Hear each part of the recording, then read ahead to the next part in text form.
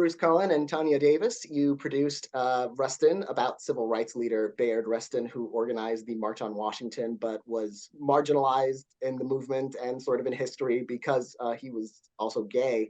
How well did you both know the story, if at all, before this film? I had seen there's a beautiful documentary called Brother Outsider, which I'd actually seen in the 90s. So I knew a little bit about Bayard. I knew how unsung he was and how undeservedly missing from the history books he was. So when Dustin Lance Black sent me the script that he and Julian Breese had written, I was already predisposed to be very excited about trying to get Bayard's story on the screen. How about you, Tanya?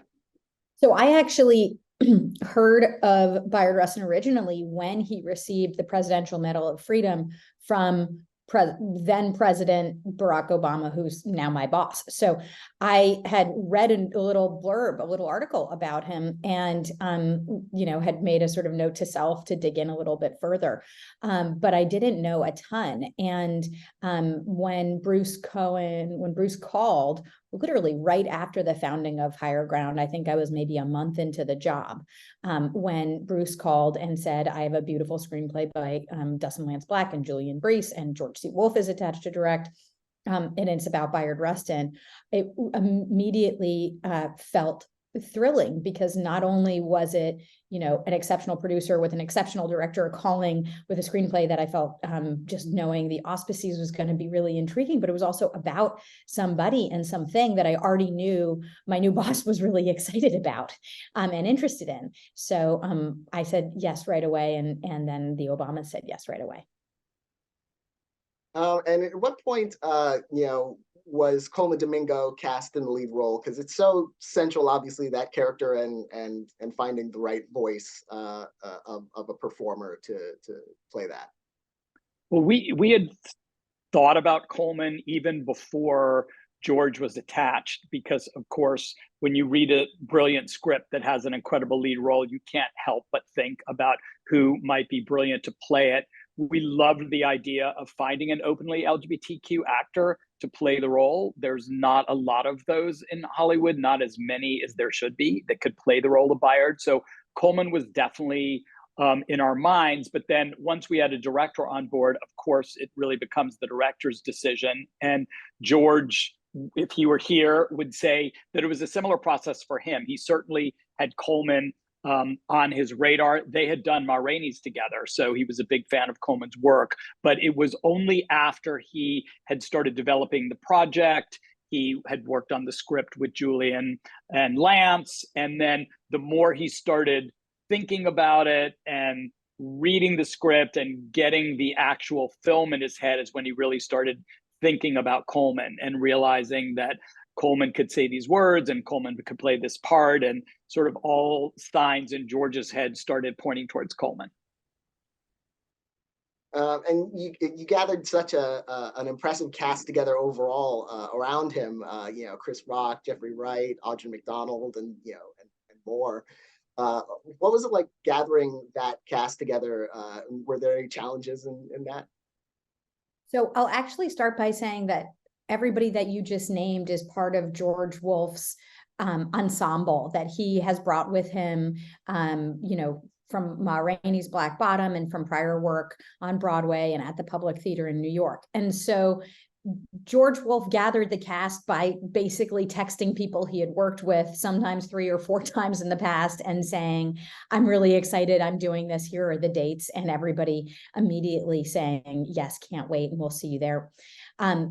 George, because he comes from the theater and knows so many of these people so intimately and so well, and in many ways has been working with them all along, for us and for him, casting the movie really was easy and a joy. Then in addition to those folks who you've already mentioned, Audra, Glenn, Jeffrey, we had Michael Potts. There was a number of new discoveries that we got to make as well, which was equally thrilling. Johnny Ramey playing Elias, Gus Halper playing Tom, and others were also new to the sort of George ensemble cast, but I feel confident that they will get parts from him in the future as well. And one of the things that struck me about the film and Bayard's role in putting together the March on Washington, is it kind of like producing in a way? The process of managing the logistics, obviously on different scales and for different causes, but are there similarities? I think there definitely are similarities. I think it's part of why we loved so much, and hopefully audiences, but in particular entertainment industry audiences, may love the story of a grassroots activist who's actually organizing, aka producing, something as impactful as the March on Washington. There was a moment in DC while we were prepping to shoot at the mall the third time, because the first two times we planned the DC unit, COVID struck in varying ways and we had to postpone and reschedule. But when we were actually there, the time that we ended up doing it, George did have this moment where he even said to all of us, he's like, I would just like to remind us that it has taken this group of 100 to 200 people months, if not years, cell phones, computers, and every other tool we have today to plan this shoot, as opposed to Bayard and his small group of 20 to 21-year-old activists who planned the actual March on Washington in 8 weeks with no cell phones and no internet.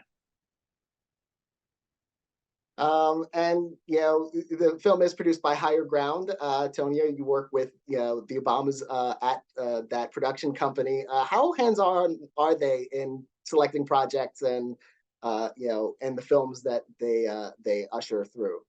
Yeah, so they're incredibly hands-on in the selection process. And then at various different moments in the, screenplay development process, casting process, production, post-production, watching cuts, etc. The way that I describe working with them is I used to work at Chernin Entertainment, working with Peter Chernin, and prior to that I was at Disney. And the Obamas functionally act as almost studio presidents. They are integral, obviously, to creating the slate. We work for them. There is no question about that. They choose the projects that they want to push forward, and as those projects start to come together, they interact very meaningfully with each one.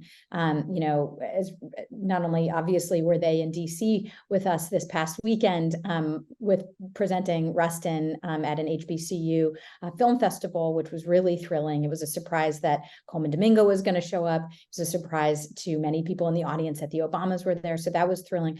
But, throughout the whole process, they've given meaningful feedback to George and others along the way as we crafted the final film. So I would say they're present, and their presence has been felt the whole way through. And what impact do you both hope that this film has, as it's going out into the world and people are discovering it? Well, I think one of the most important impacts that we want the film to have is that people will know who Bayard Rustin is, that he will regain his rightful place in history. The dream is that he'll be taught in schools as he should be, that he'll be part of the March on Washington story moving forward. But alongside that, the more we were making the film and the more we felt Bayard's presence with us, the more we learned and remembered that he had been this joyous, charismatic, wildly entertaining, extremely funny human being. And that became one of the missions of ours. We did feel that as important as the history is and the legacy is, we got the strong sense that if we didn't make the movie as entertaining and fun and joyous as Bayard himself, he'd come back from the grave and kick all of our butts. How about you, Tonia? Yes, exactly. I mean, he was witty, he was intelligent, he was charming, and he used each of these tools to get to get his way, which is also what needed to happen. I think for all of us who were lucky enough to work on this film, we want to make sure that Bayard's place in history is secured forever. We want to make sure that Bayard Rustin Day, which is happening now in New York City and also in Washington, D.C., starts to happen in more cities around this country. We also want to make sure that young people everywhere are able to look into history, and regardless of race, gender, sexuality, or any other factor, are able to really see themselves and to see themselves as heroes, not just as victims of tragedy. So for so many reasons, we're excited about the film, and we hope that people are able to take with it, honestly, kind of whatever they need in this moment to feel inspired. Well, congratulations to both of you on the film, and thank you so much for talking with me about it. Thank you. Thank you.